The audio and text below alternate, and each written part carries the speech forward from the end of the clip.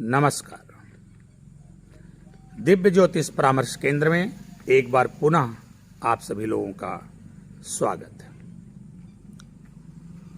मित्रों, आज हम जन्म कुंडली की योगों और दुर्योगों के संदर्भ में चर्चा करने नहीं आए हैं। आज हम इस विषय पर चर्चा करने नहीं आए हैं कि कौन सा ग्रह हमें क्या फल देता है या फिर उसके शुभ या प्रसन्न करने का क्या उपाय है। आज हम इस विषय पर भी चर्चा नहीं करने वाले हैं कि हमें कौन सा रत्न धारण करना है या फिर हमें कौन सा जप या दान करना है। आज हम जन्म कुंडली के ऊपर ही चर्चा करने के लिए आपके बीच उपस्थित हुए। प्रिय मित्रों, जैसा कि आप सभी लोग जानते हैं, ये बात तो किसी से नहीं छिपी है कि जीवन संघर्ष का ही दूसरा नाम है। इस दुनिया में, इस धरा पर जो भी आया है उसने संघर्ष किया है। यहां तक कि जब स्वयं भगवान प्रभु ने अवतार लिया तो उनको भी इस दुनिया में संघर्ष करना पड़ा। तो जीवन है तो संघर्ष होगा ही होगा। आप चाहे ज्योतिषी गणनाओं के आधार पर देख लीजिए या फिर साइंटिफिक गणनाओं, वैज्ञानिक गणनाओं के आधार पर देख लीजिए, संघर्ष ही शाश्वत सत्य है और संघर्ष को ही हमें करना है।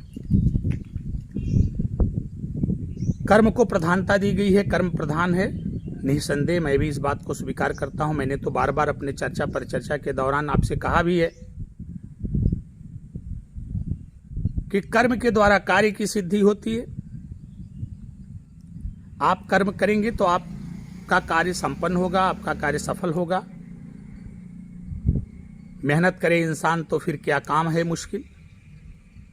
आपकी मेहनत, आपका कर्म तय कर देता है कि आपका कार्य सिद्ध होगा कि नहीं होगा। तो कर्म करेंगे तो कार्य सिद्ध हो जाएगा, इसमें कोई दो राय नहीं। लेकिन प्रसिद्ध भी हो जाए,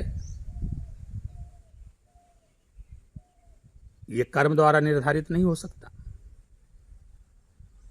कर्म द्वारा कार्य सिद्ध हो सकता है, लेकिन कार्य प्रसिद्ध हो जाए इसके लिए भाग्य की आवश्यकता पड़ती है। और भाग्य सत्कर्म से निर्मित होता है।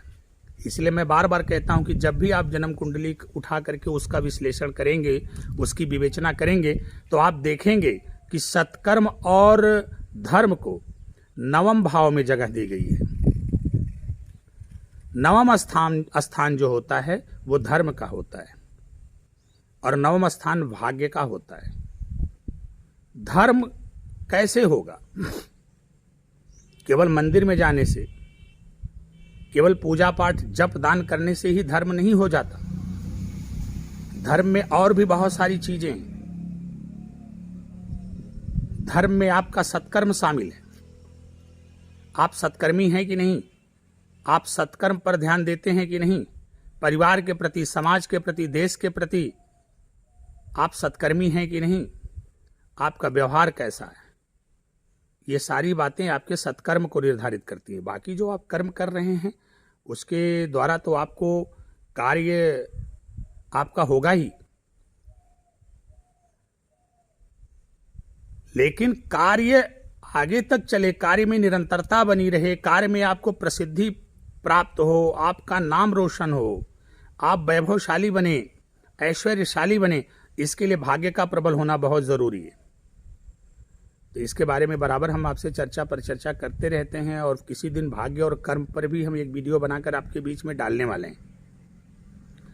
आज हम एक लघु चर्चा, छोटी सी चर्चा करने के लिए आपके बीच में विद्यमान हुए हैं। आपको ज्योतिष विज्ञान से कभी विमुख नहीं होना चाहिए। कौन कहता है कि ज्योतिषी आपको कर्म से विमुख कर रहा है? बिल्कुल नहीं। ज्योतिषी आपको कर्म करने की प्रेरणा दे रहा है, कर्म का मार्गदर्शन कर रहा है, कर्म करने की दिशा का निर्धारण कर रहा है। और ज्योतिषी आपके भाग्य के निर्माण में आपका सहायक बन रहा है, आपको ये बताने का प्रयास कर रहा है कि आपको कौन सा सत्कर्म करने के लिए इस दुनिया में भेजा गया है। और इन बातों का निर्धारण परमात्मा की इच्छा से ही संभव हो सकता है। अब परमात्मा की इच्छा क्या है, इसका निर्धारण कौन करे? कौन हमें बताएगा? कौन हमें बताना चाहता है? कौन हमें बता पाएगा कि परमात्मा ने हमसे क्या इच्छा बना रखी है?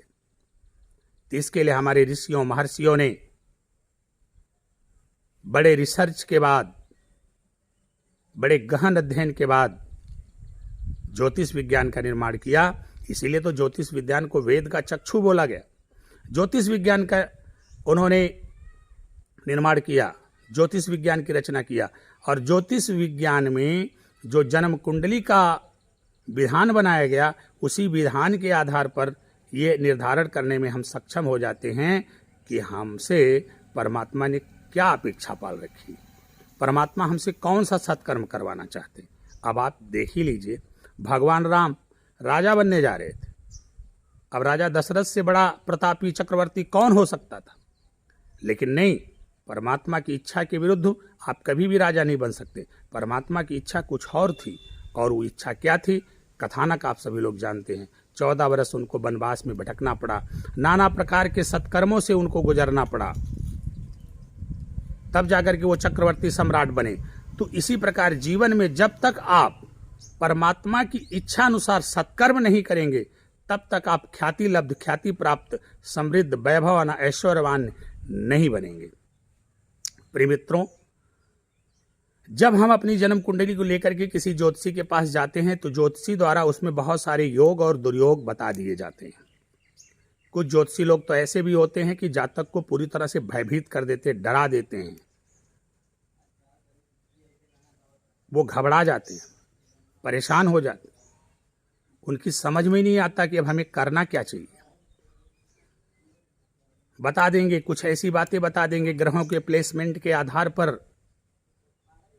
कि वो असमंजस की स्थिति में आ जाते हैं, घबराहट की स्थिति में आ जाते हैं, परेशान हो जाते हैं। बता देंगे कि आपका शनि ग्रह बुरी तरह से अवस्थित है, राहु ठीक नहीं है, केतु ठीक नहीं है। इस तरह से ये बहुत सारी बातें आपके जहन में, आपके दिमाग में डाल दी जाती हैं और आपके अंदर जो है नकारात्मकता का वास हो जाता है, आप डिप्रेशन के शिकार हो जाते हैं। पता चलता है कि जन्म कुंडली दिखाने के पहले तो बल्कि आप अच्छे थे, कुंडली को दिखाने के बाद आप और भी डिप्रेशन में चले गए। मेरा ये मानना है कि चाहे जन्म कुंडली हो या स्वयं आप हो, दोनों के निर्माता विधाता हैं। और विधाता से तो हम ये अपेक्षा नहीं रखते कि उन्होंने हमारे साथ दो आंख किया होगा। किसी के लिए अच्छी कुंडली बनाई होगी, किसी का अच्छा जीवन बनाया होगा, और हमारे लिए खराब कुंडली बनाई और हमारा खराब जीवन बनाया। ये आरोप हम विधाता पर नहीं लगा सकते। इसके लिए हम विधाता को आरोपित नहीं कर सकते। हाँ, इतना जरूर कहेंगे कि विधाता ने आपको एक संकेत दिया है। अगर आपकी जन्म कुंडली में ग्रहों को कुछ इस प्रकार व्यवस्थित किया गया है कि जो कि आपको भौतिक सुखों से वंचित कर रहे हैं, तो इसका मतलब यह हो गया कि विधाता आपसे कुछ आध्यात्मिक कार्य करवाना चाहते हैं। अब आध्यात्म के मार्ग से चलते हुए आप भौतिक सुख को प्राप्त करेंगे, और अगर आप अध्यात्म से अपने आप को दूर रखे तो न तो आध्यात्मिक सुख की ही प्राप्ति होगी और न भौतिक सुख की ही प्राप्ति होगी। प्रिय मित्रों, आप जन्म कुंडली लेकर के जब किसी ज्योतिषी के पास जाते हैं तो ज्योतिषी द्वारा आपसे ये कहा जाता है कि आपकी महादशा खराब चल रही है, आपकी अंतरदशा खराब चल रही है, शनि जो है अच्छे घरों में नहीं है, राहु अच्छे घरों में नहीं है, गुरु जो है अच्छा फल नहीं दे रहे हैं, कुंडली के जितने भी ग्रह हैं वो कहीं न कहीं अशुभ हैं, बड़ा अशुभ परिणाम दे रहे हैं, बहुत ही विकट स्थिति है, आपको भयावह स्थितियों का सामना करना पड़ेगा। और परिणाम स्वरूप क्या होता है कि आप जो है बहुत ज़्यादा भयभीत हो जाते हैं, डर जाते हैं।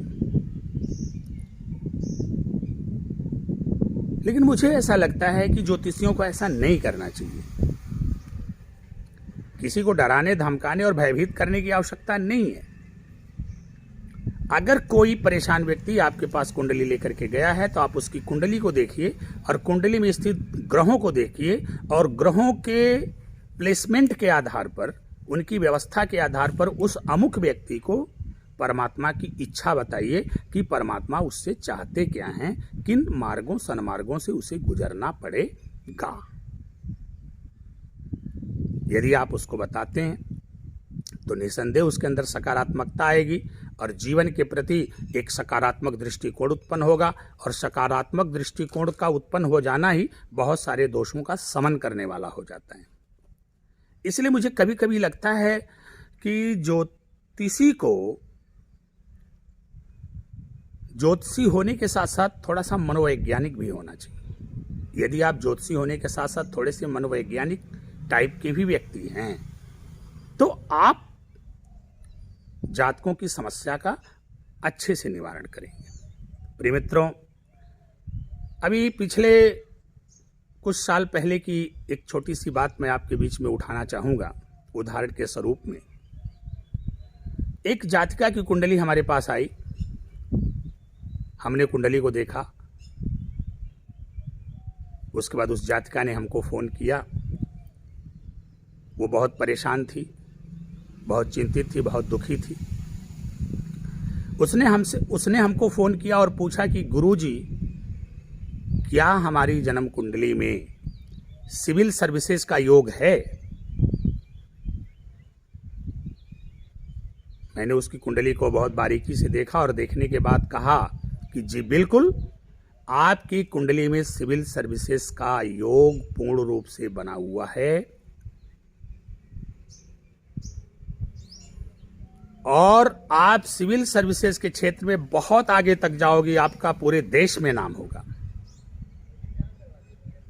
तो उसने कहा लेकिन गुरुजी, मैं तो बहुत सालों से परेशान हूं, तकरीबन 7, 8, 10 साल हो गए, बहुत मेहनत कर रही हूं लेकिन मेरा हो नहीं पा रहा है। कभी इंटरव्यू में छट जाना, 1-2 नंबरों से रिजल्ट रुक ही जाता है। बहुत फ्रस्ट्रेट हो चुकी हूं, डिप्रेशन में भी जा चुकी हूं, स्थितियां परिस्थितियां बिगड़ती चली जा रही, परिवार का दबाव भी है, समय से शादी विवाह होना चाहिए, पढ़ाई लिखाई का भी अपना एक समय होता है। मैंने उससे कहा कि तुम चिंता मत करो, तुम सिविल सर्विस में जाओगी, इसमें कोई दो राय नहीं है, तुमको सिविल सर्विस में जाना ही पड़ेगा। तो उसने मुझसे हंसते हुए कहा, थोड़ी सी उसे हंसी आई। उसने कहा गुरुजी, आप पहले एकमात्र ऐसे ज्योतिषी हैं जो हमें ये कह रहे हैं कि तुम सिविल सर्विस में अवश्य जाओगी और जल्दी ही जाओगी, साल भर के अंदर, 6 महीने के अंदर ही जाओगी। इसके पहले मैं बहुत सारे ज्योतिषियों से मिली तो लोगों ने बहुत सारी दुर्योगों की चर्चा किया। लोगों ने बार बार हमसे यही कहा कि इस समय तुम्हारी केतु की महादशा चल रही है और जब तक केतु की महादशा चलेगी तुम्हारे सारे योगों पर पानी फिर जाएगा, तुम्हें सिविल सर्विस नहीं लग पाएगी, तुम सिविल सर्विस में नहीं जा पाओगी, तुम अधिकारी नहीं बन पाओगी। तो मुझे भी हंसी आ गई। हमने कहा केतु की महादशा चल रही है और केतु की महादशा 2028 तक चलेगी अभी तुम्हारी। अभी ये तुम्हारा 2021 और 22 चल रहा है, 28 आने में अभी 6 और 7 साल है। तो इसका मतलब 6-7 साल केतु की महादशा में तुम्हारा जीवन चौपट हो जाएगा। सिविल सर्विसेज का योग होते हुए भी तुम सिविल सर्विसेज में नहीं जाओगी। जैसा कि तुम बता रहे हो कि लोगों ने कहा कि अभी 28 तक केतु की महादशा चल रही है, इसलिए नहीं हो पाएगा। हमने कहा कहने दो उन लोगों को, उनके कहने से कुछ नहीं होता। मैं बार बार एक बात को दोहराता हूं कि ना कोई कुंडली खराब होती है और न कोई व्यक्ति खराब होता है, उसके कर्म और सत्कर्म उसको अच्छा और खराब बना देते हैं। आप कर्म कर रहे हैं, सफलता नहीं मिल रही है तो अपने आप को थोड़ा सा सत्कर्म से जोड़ करके देख लीजिए, सफलता आपकी चेरी हो जाएगी, सफलता आपकी दासी हो जाएगी, सफलता आपके कदम चूमेगी। कुंडली में जब ग्रहों की दशा कुछ इस प्रकार की होती है कि जो हमें समस्या पैदा करती है, तो उसका मकसद क्या है, उसका रहस्य क्या है, उसको समझना पड़ेगा। उसका मकसद और रहस्य यह है कि बेटा अब तुम्हें थोड़ा सत्कर्म से जुड़ना पड़ेगा। सत्कर्म से जुड़ेगा तब हम तुम्हें पॉजिटिव रिजल्ट देंगे, और सत्कर्म से नहीं जुड़ेगा तो जैसे भोग दंड में डाले हुए हैं इसी तरह से भोग दंड में डाले रहेंगे और तुम भोग दंड भोगते रहो। तो कोई भी ग्रह की दशा हो, महादशा हो, कोई भी ग्रह कहीं पर स्थित हो, अवस्थित हो, उसकी प्लेसमेंट कहीं पर भी हो, इसके आधार पर आप जातकों को हतोत्साहित नहीं कर सकते। ग्रहों के प्लेसमेंट के आधार पर आप उन्हें सत्कर्मों से जोड़ दीजिए। जैसे ही आप उन्हें सत्कर्म से जोड़ेंगे उन्हें जबरदस्त फायदा मिलेगा। तो उस जातिका की मैं चर्चा कर रहा था। मैंने उस जातिका से कहा, देखो अभी तो सिविल सर्विस का पूरा योग है, चलो ठीक है, मानता हूं केतु की महादशा चल रही है। जैसा कि लोगों ने कहा, भाई लोगों ने अपने अपने ज्ञान के आधार पर कहा होगा, मैं उनको इग्नोर नहीं करा, बस मैं थोड़ा सा पॉजिटिविटी की ओर लेके चल रहा हूं। उन लोगों ने कहा कि केतु की महादशा में नहीं हो सकता, या ग्रहों की प्लेसमेंट कुछ इस प्रकार की हो गई है कि सिविल सर्विसेज में जाना बड़ा मुश्किल कार्य दिखता है, बड़ा दुरूह कार्य दिखता है। तो तुम चिंता मत करो, हम तुम्हें केतु की महादशा में ही भेजेंगे और इन्हीं ग्रहों के प्लेसमेंट में ही हम तुमको भेजेंगे। 100% गारंटी दावा है। चंद्र टरे, सूरज टरे, टरे जगत व्यवहार, ब्रह्म वाक्य नहीं टलेगा। तुम सिविल सर्विसेज में जाओगी और विदिन 1 ईयर, 1 साल के अंदर जाओगी। लेकिन अभी तो मैं तुम्हारी कुंडली को जहां तक देख पा रहा हूं, तुम्हारी कुंडली को देखने के आधार पर मुझे ऐसा लग रहा है कि तुम शारीरिक समस्या से जूझ रही हो, तुम्हें माइग्रेन है। उसने कहा, जी गुरुदेव बचपन से ही है, और जब परीक्षा का दबाव आता है तो माइग्रेन उभर जाता है, समस्या बढ़ जाती।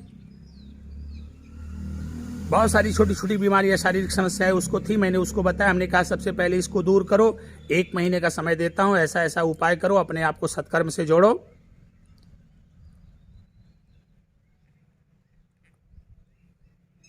दवाई इत्यादि भी साथ में करती रहो। मेडिकल अपनी जगह पर रहे, मेडिकल फैसिलिटी अपनी जगह पे, एस्ट्रोलॉजिकल फैसिलिटी अपनी जगह पे। हर फैसिलिटीज का जीवन में अपना अपना रोल है, अपनी अपनी भूमिका है। मेडिकल से भी जुड़े रहो, एस्ट्रोलॉजिकली भी करती रहो। आज से आज तक कितने दिनों तक तुमने मेडिकली किया, लाभ नहीं हुआ माइग्रेन में, थोड़ा सा एस्ट्रोलॉजिकली भी चल करके देखो। ये मेडिकल फैसिलिटीज तुम्हारा सपोर्ट करेगी। 1 महीने का मैंने उसको समय दिया और 1 महीने उसने, जैसा कि हमने बताया, उसने आंख मूंद करके पूर्ण विश्वास और श्रद्धा के साथ, पहली बात तो उसके विश्वास और श्रद्धा के हम कायल हैं, उसने एक भी प्रश्न नहीं किया गुरुजी आप ऐसा क्यों करवा रहे। पूर्ण विश्वास और श्रद्धा के साथ उसने उन उपायों को अक्षरशः कर डाला।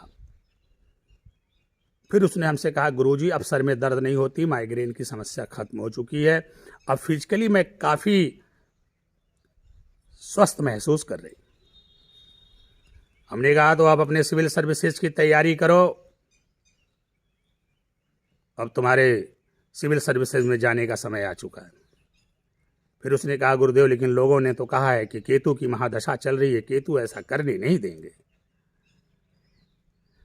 हमने उससे कहा कि अच्छे लोगों से कोई चीज मांग लेना, ले लेना तो बहुत आसान है, लेकिन बुरे लोगों को मना लेना, बुरे लोगों को प्रसन्न कर लेना, उनसे कुछ मांग लेना, उनसे कुछ ले लेना, यही तो चमत्कार है। अब तुम्हारी कुंडली अच्छी हो, तुम्हारी दशा अच्छी चल रही हो, तुम्हारी महादशा अच्छी चल रही हो, अंतरदशा अच्छी चल रही हो, सारे के सारे ग्रह अच्छे प्लेसमेंट में हो, तो तुम ज्योतिषी उपाय करो या ना करो क्या फर्क पड़ता है। तुम्हारी जिंदगी वैसे ही खूबसूरत बनी रहेगी और उन्नति की तरफ बढ़ती चली जाओगी। ज्योतिषी का रोल तो तब बढ़ता है ना, ज्योतिषी की भूमिका तब बढ़ती है जब आपकी कुंडली में दुर्योग हो और आप संघर्ष कर रहे हो। ऐसे में कोई ज्योतिषी अगर आपके साथ कोई चमत्कार कर दे तब तो उसकी प्रामाणिकता सिद्ध होगी, तब तो उसकी सार्थकता सिद्ध होगी। अगर आप स्वस्थ हैं तो डॉक्टर के पास क्यों जाएंगे भला? एक स्वस्थ व्यक्ति का डॉक्टर क्या इलाज करके, कौन सा चमत्कार करने वाला, क्या नाम कमाने वाला है? अस्वस्थ होने पर ही तो भूमिका बढ़ती है डॉक्टर की। ठीक उसी प्रकार अगर आपकी कुंडली में अच्छे योग हैं, सारे के योग हैं, अच्छी महादशा चल रही है, अच्छी अंतरदशा चल रही है, तो फिर ज्योतिषी की कोई भूमिका नहीं है। तब तो आप जन्मजात भाग्यशाली हो और अपने भाग्य और कर्म के बलबूते आप दुनिया में सब कुछ हासिल और प्राप्त कर लेंगे। लेकिन ज्योतिषी की भूमिका तब बढ़ती है जब आपकी कुंडली में ग्रहों की स्थितियां ठीक नहीं हो, महादशा और अंतरदशा भी ठीक नहीं चल रही हो। ऐसे में ज्योतिषी उपायों द्वारा, सत्कर्मों द्वारा आपके भाग्य को पलट दे, आपको भाग्य का सपोर्ट और ईश्वर की अनुकंपा दिला दे, तब यह माना जाएगा कि हाँ, ज्योतिषी उपाय आपने बेहतर किया और ज्योतिष के द्वारा आपको सफलता मिली। उसने कहा तुम भयभीत मत, हमने उससे कहा कि तुम भयभीत मत रहो, तुम्हें भयभीत होने की आवश्यकता नहीं है। केतु अच्छे भी हैं, केतु बुरे भी हैं। अब उनसे हमें फल कैसे लेना है उसका निर्धारण हम कर रहे हैं। लोगों ने तुमसे कहा है ना केतु नहीं देंगे, हम केतु से ही तुम्हें दिलवाएंगे। चलो केतु का उपाय करते हैं, बाकी के जो अन्य ग्रह हैं उनके तो उपाय करेंगे, सबसे पहले हम केतु का ही उपाय करवा लेते हैं। अब हमने क्या उपाय करवाया, अब उसकी चर्चा करेंगे तो बात बड़ी लंबी हो जाएगी। हमने खूब जम करके उससे केतु का उपाय करवाया, बस केवल केतु। और केतु के बारे में आप जानते हो, केतु आकस्मिकता के कारक भी है। अप्रत्याशित रूप से अगर जिंदगी में कोई असफलता आपको मिल जाए तो मान के चलिए आपका केतु एक्टिव हो गया है। मैंने खूब केतु की उपासना करवाई, केतु का उपाय करवाया। केतु के उपाय को करने के लिए कौन सा सत्कर्म करना पड़ता है, उन सत्कर्मों से मैंने उसको जोड़ा।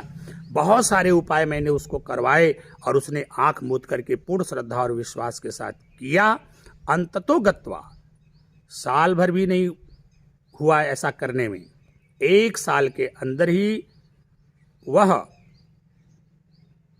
सिविल सर्विसेज में कामयाब हो जाती है और आज वह एक अधिकारी है।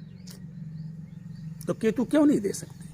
प्रिय मित्रों, इसी प्रकार आप लोग भी कुंडली की विवेचना करवा के, कुंडली को चेक करवा करके डरिए मत।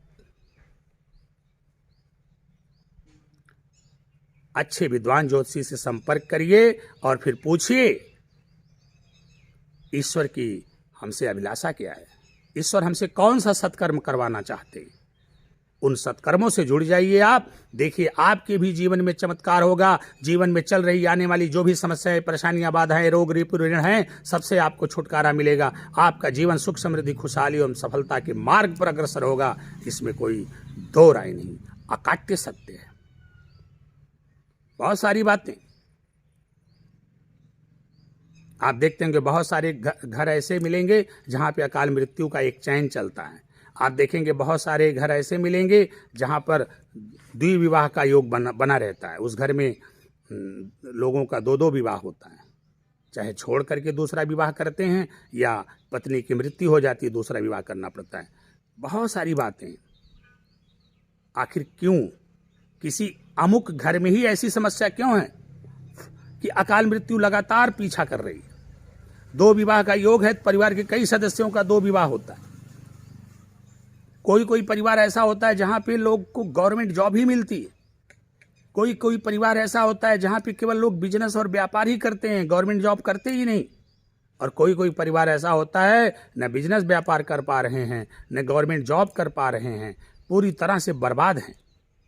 इसके पीछे बहुत बड़ा रहस्य छिपा हुआ है और ज्योतिष विज्ञान उन्हीं रहस्यों का उद्घाटन करता है। और आज आपके समक्ष मैं संजीव कुमार मिश्रा जो इस क्षेत्र में आया हूं, उसके पीछे आने का हमारा सिर्फ एकमात्र मकसद है, हम आपको इन रहस्यों को बताना चाहते हैं।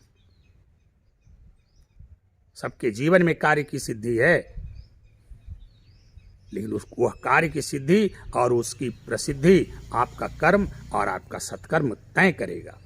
कर्म आप कर रहे हैं फिर भी आप असफल अगर हो रहे हैं तो फिर आपको सत्कर्म से जुड़ना पड़ेगा। और उन्हीं सत्कर्मों से जोड़ने के लिए मैंने ये बीड़ा लिया हुआ है। इसलिए मैं आप सभी लोगों के बीच यह ज्योतिषीय कर्म करने के लिए आया हुआ हूं। अपने पूर्वजों के इस अद्भुत विज्ञान को आपके समक्ष प्रस्तुत करने के लिए आया हूँ, इसका रहस्य समझाने के लिए आया हुआ हूँ। इसलिए मित्रों, आप सभी लोगों से मेरा विनम्र निवेदन है कि आप हमारे YouTube चैनल से अवश्य जुड़ें। दिव्य ज्योतिष परामर्श केंद्र हमारे YouTube चैनल से अवश्य जुड़ें। हमारे चैनल को सब्सक्राइब करें, ज़्यादा से ज़्यादा लोगों से सब्सक्राइब करवाएं, बेल आइकन का बटन दबाएं, ताकि जब भी कोई महत्वपूर्ण परिचर्चा हम आकर के अपने चैनल पर करें, आप तक जरूर पहुँचे, आपके लोगों तक पहुँचे, सब लोग उससे लाभान्वित हो सके। साथ ही साथ हमने बहुत सारे वीडियोस भी डाले हुए हैं, चाहिए उन वीडियोस को देखिए और उनमें जो हमने उपाय बताए, जो रास्ते बताए हैं, उनका अक्षरशः पालन करिए। आप देखेंगे चमत्कारिक रूप से आपका लाभ होगा, आपका कल्याण होगा, आपका जीवन सुख समृद्धि खुशहाली एवं सफलता के मार्ग पर अग्रसर होगा। फिर कभी इस विषय पर लंबी चर्चा करेंगे। आज के लिए बस इतना ही। भगवान भोलेनाथ की आप सभी लोगों पर कृपा बनी रहे, आप सभी लोगों का जीवन मंगलमय हो। अपनी इन्हीं बातों के साथ मैं अपनी वाणी को विराम देता हूँ। नमस्कार।